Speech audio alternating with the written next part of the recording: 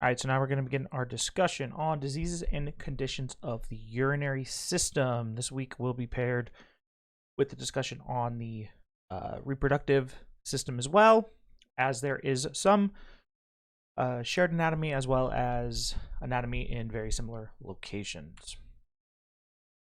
So, what's the function of the urinary system? Remember, the idea is to excrete urine. Urine is a conglomerated waste product, and it's also going to primarily contain nitrogen related compounds. You're also going to see electrolytes, water, excess certain types of nutrients like your water soluble vitamins, like a vitamin C. If you take too much, goes straight out through your urine. There's a direct connection between your urinary system and the circulatory system, as the kidney can exert control over that as well to help improve the kidney's ability to filter blood. Remember what the nephron is. This is the smallest functional unit of the kidney, and it's responsible for the filtration, reabsorption, and secretion of urine. There's multiple different components to the nephron, but one of the things you'll notice that's been talked about before, things like the loop of Henle. When we talk about loop diuretics, diuretics tend to have an impact on the nephron. So again, this is just a quick review over what the filtration apparatus of the kidney is like. Different types of drugs will affect different parts of this entire system, and as such have slightly different effects. So even though you might have a certain type of diuretic where the ultimate goal is to have excess water leave the body, if the diuretic acts on different areas, you're going to see slightly different effects of that at the physiological level. You might get certain electrolytes that are more retained, or certain electrolytes that are more excreted, depending on what is happening where it happens. So ultimately, there's just a handful of different dysfunctions that can occur in the urinary system. We typically evaluate the urinary system with urinalysis, as well as blood tests, where we look at things like blood urea, etc. But to help differentiate out what is going on, we need to realistically take a look at whether there's an infection, whether there is some form of necrosis, whether the person has had direct trauma, or there is urea accumulating in the blood. Imaging can also be important to identify obstructions, as well as structural defects and congenital abnormalities. Symptoms of urinary conditions. What you see on the screen now is a pretty generic outline of what these symptoms and different disorders tend to cause. You tend to see some of these in just about every urinary system disorder that exists. These are typically related to the accumulation of excess waste products in the body, as well as electrolyte imbalances. So, the first primary condition to talk about is glomerulonephritis. This can occur in both chronic and acute forms. It can also be a primary condition of the kidney or related to a secondary problem, such as a infection. One of the main things to look for with this is hematuria, which is blood in the urine, proteinuria, which is protein in the urine. Realistically, proteins are too large of a molecule to ever enter the urine. Now, nobody's kidneys are ever functioning at 100% capacity. So it is normal for there to be incredibly small amounts of protein in the urine, but some places will actually not report it at all if it's below a certain level. Acute glomerulonephritis is typically a follow-up to streptococcal infection. So kind of like how rheumatic fever is related to strep infections, glomerulonephritis is also related to that, where you get an inappropriate immune reaction trapping immune complexes, which are antibodies bound to antigen, traps them in the glomeruli, which leads to that proteinuria. It actually damages the glomerulus. It's like trying to put an object into an area that is too small for it. You're literally forcing it into the glomerulus, and it causes damage to the basement membrane, etc. Treatment, since it is typically related to infection, antibiotics, diuretics to help control edema in the body, because again, you get damage in these microscopic blockages to the glomeruli. You will need to find ways to increase excretion of water. You want to restrict sodium intake, because remember, sodium and water has this interesting relationship where water follows salts, especially sodium. Water likes to be next to sodium. Okay, so you want to avoid that when possible. So chronic glomerulonephritis is typically slow and progressive, non-infectious in nature, and leads to irreversible damage and renal failure when not treated. The later stages, you have much higher rates of renal failure, and hypertension becomes a major, major problem.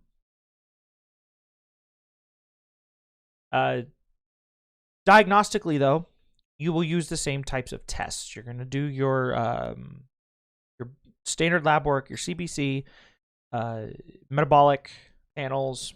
You're going to also do a urinalysis because, again, you want to rule out underlying problems. This is generally considered to be a multisystem disease and has a lot of potential complexity to it. So one of the treatments for renal failure is dialysis. So when the kidney can no longer process blood and form urine for various different reasons, we essentially use a machine to balance the contents of the urine and remove the wastes from the blood artificially. So you can do this essentially two different ways. You have hemodialysis, which essentially filters the blood directly like an artificial kidney, and then peritoneal dialysis, which is the use of a solution through a peritoneal membrane to filter out the harmful toxins and excessive fluids. Dialysis is practically a full-time job when it comes to people that need it. A lot of the people that have it cannot hold down work because they will spend days, entire days of the week, every week, at a dialysis center. Next, nephrotic syndrome or nephrosis. Now, nephritic syndrome and nephrotic syndrome are very similar in name, but are very different. So nephrotic syndrome that we're talking about here is a disease of the basement membrane of the glomerulus. This is secondary to other disorders. The concept to tell them apart is that nephrotic syndrome involves proteins in the urine. With nephrosis, you do not see proteins in the urine. Okay, this is something that is going to be relatively common, potentially.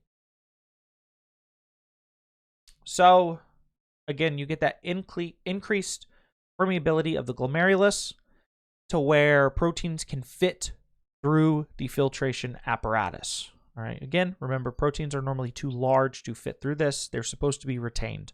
When there is damage, proteins go through. So acute renal failure, or ARF, is a sudden and severe reduction of renal function. This is a clinical emergency as nitrogenous waste products like urea will build up in the body. A lot of times, though, ARF is going to be secondary to some other disorder that is already known. So a lot of patients that have ARF and a lot of physicians that are treating patients that are at risk of ARF already know that this is a potential complication, and they're already looking for the onset of this, as again, it is a major medical emergency. So again, you must determine the cause, especially if the patient isn't known to currently have a condition that puts them at risk for ARF. So you need to both, at that point, treat the underlying renal dysfunction, but you also need to treat the underlying condition that caused it. Luckily, if it is treated quickly and correctly, the damage is not going to be permanent.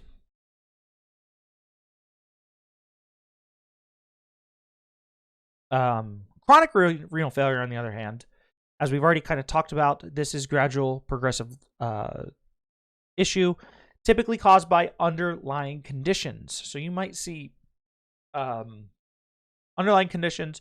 You might see medication therapies that have caused this.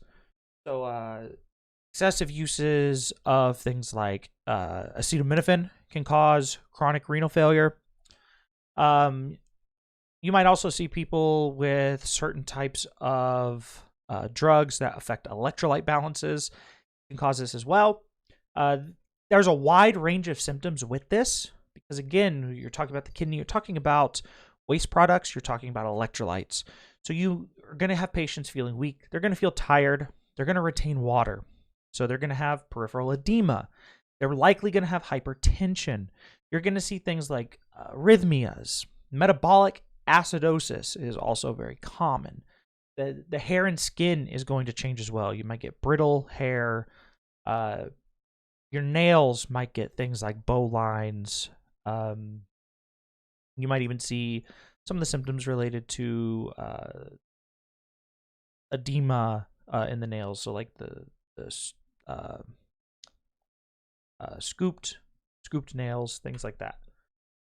So next, pyelonephritis. This is the most common renal disease. It's inflammation of the renal pelvis and connective tissues of the kidneys. It's an infection. Okay, so you get a suppurative infection, meaning that it is pus forming in the renal pelvis, and abscesses form. So remember, the renal pelvis is kind of the area where all the glomeruli start to come together and dump the filtered waste products so that it then eventually ends up going into the ureter and then out of the body through the bladder and urethra. Typically, in this case, you see bacteria ascending the lower urinary tract, so up the urethra through the bladder. This is a common, I shouldn't say common, but it is a complication of untreated lower urinary tract infections. So essentially think of this as a upper urinary tract infection. So the patient likely has already had symptoms of a UTI, the symptoms of cystitis, etc. So treatment, intravenous oral antibiotics. You have to be very careful with this condition. You do tend to want to use the IV ones because this does run the risk of having systemic effects. The further into the body, essentially, an infection can get, the more likely it is to spread systemically, especially at the kidney, because the kidney is so vascular. Just like infections of the bone with myelitis, osteomyelitis, infections of the bone, infections of the kidney can be very difficult to treat too. Hydronephrosis. So this is abnormal dilatation of the renal pelvis. This is typically related to some form of obstruction in the urinary tract. It causes pressure and it deforms the kidney as fluid builds up inside of it. Most common cause of this is renal calculi or kidney stones, but tumors and various other things like benign prostatic hyperplasia that we'll talk about in the reproduction section, tumors, congenital abnormalities, even pregnancy, or just a plain enlarged uterus can contribute to. So this is just showing you right here, hydronephrosis. Kind of see that this is a dilated and enlarged pelvis. So you resolve this condition by resolving the obstruction. You would treat kidney stones either by destroying the kidney stone in some way or another, or you can actually implant stents that widen the ureter where it's blocking it, and it allows it to continue on. So now, renal calculi, most common cause of this, and one of the most common kidney-related, urinary tract, kidney-related conditions that exists. They can occur individually, or they can be multiple at varying size. Some patients may not know that they have a renal calculi. Some patients can suffer very severe consequences, again, like hydronephrosis. It also does leave the patient susceptible to infection because there's a blockage. Remember, bacteria absolutely loves stagnant water, essentially. So it happens in the lung. It also happens in the kidney. This can cause all sorts of symptoms, but typically people talk about pain. This being one of the most painful things that exists. Our ureters don't really have the same pain receptors that we have on our body, but what stimulates the pain response is actually that distortion from the blockage. That distortion actually stimulates an incredibly painful and strong pain response to the body. The patient can have blood in the urine from damage, fever, chills, abdominal distension. All sorts of things can happen from renal calculi.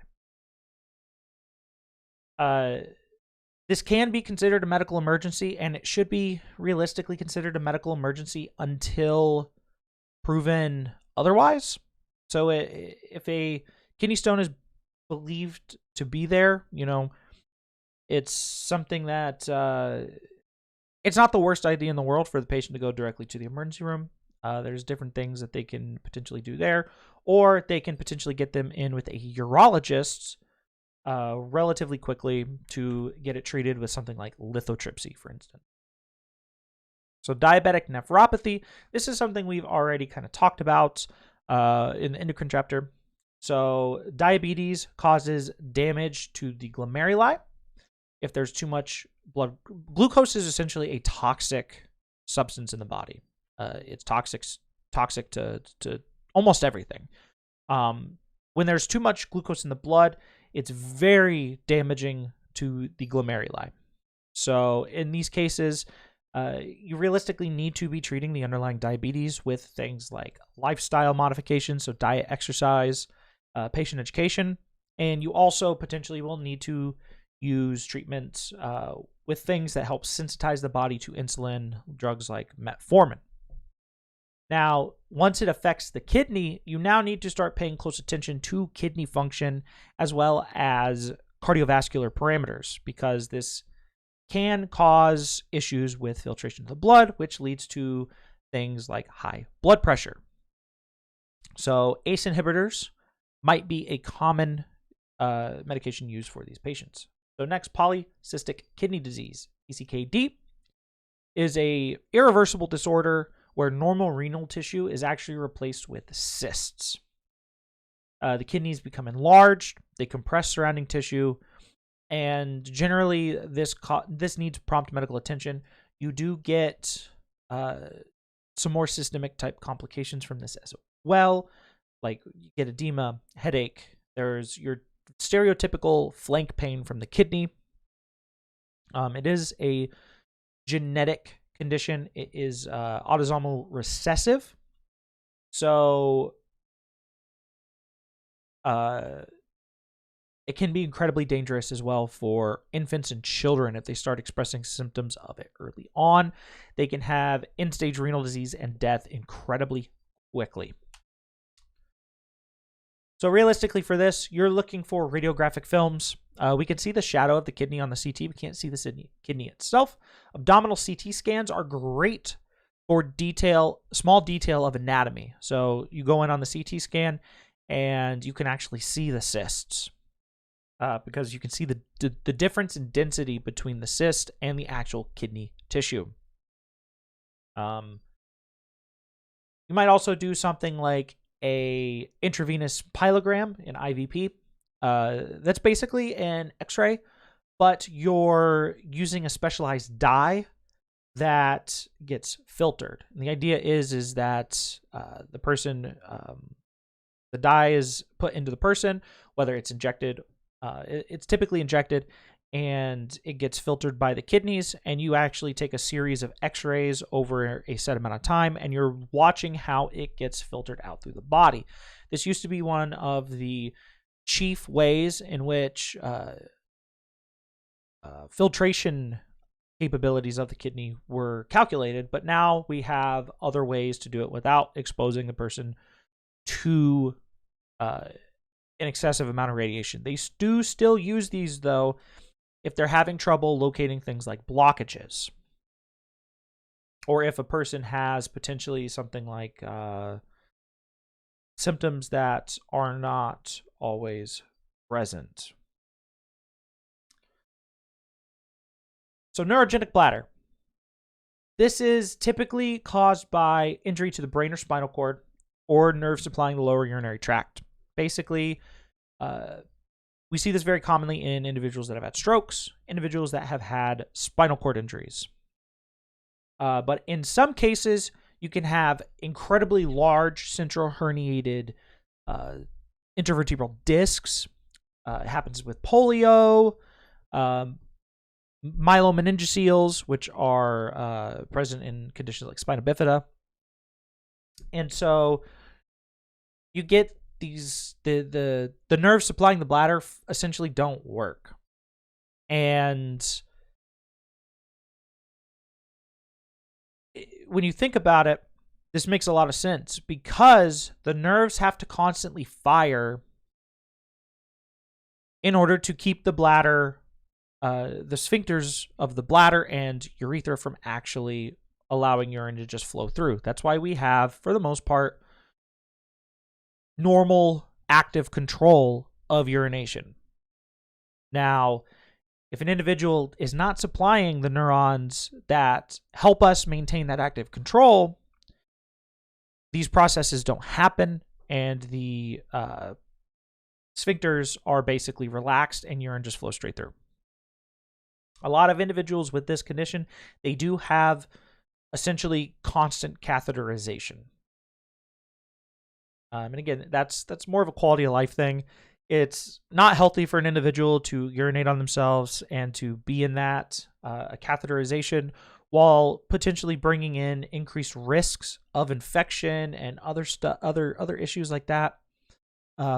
It's still much better than not having it for these patients. Stress incontinence, on the other side, is uncontrollable leakage of urine from the urinary bladder during physical exertion or actions that stress pelvic muscles. This tends to happen in certain populations. So individuals that have had pregnancies, they tend to be more at risk of this.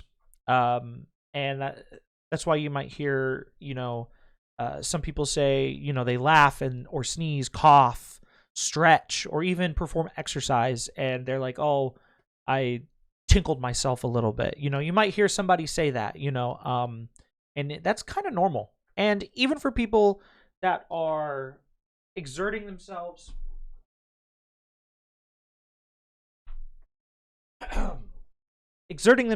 in a very intense manner, weightlifters, for instance, it happens a lot. Not as much in male weightlifters, but female weightlifters. It's not that uncommon of a thing. The intra-abdominal pressure essentially forces it compresses down on the bladder, and it essentially just forces the urine out through the sphincters. Not a big issue. It also can happen with menopause, and is typically more common in older individuals, especially older women. Treatment, big thing for this, pelvic floor physical therapy. There are physical therapists that specialize in helping people strengthen the pelvic floor musculature. And these exercises are both specific to the pelvic floor, but they're also specific to the entire abdomen and lower extremity of the body. There's also other lifestyle things to do, such as diet and fluid intake modifications. So for some people, it might just be, I only have this incontinence if I'm, out at the bar with my friends. I've had maybe 3 drinks in the last 2 hours and I laugh. Okay, what happens if you only have 2 drinks in the same amount of time? You might not have the same symptoms, right? On the other side of things, though, we have overactive bladders. So this is the uncontrollable urge to urinate. There can be accidental loss or leakage of small amounts of urine. People have this urgent urinary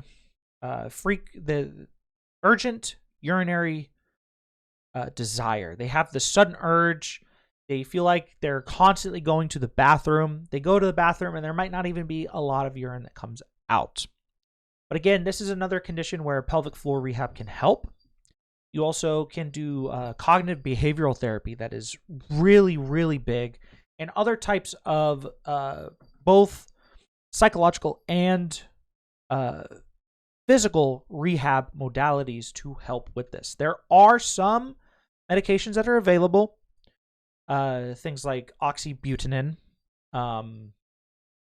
that do help with this condition. But generally, patients have to take multiple drugs for this condition to kind of address the multiple different aspects of the condition.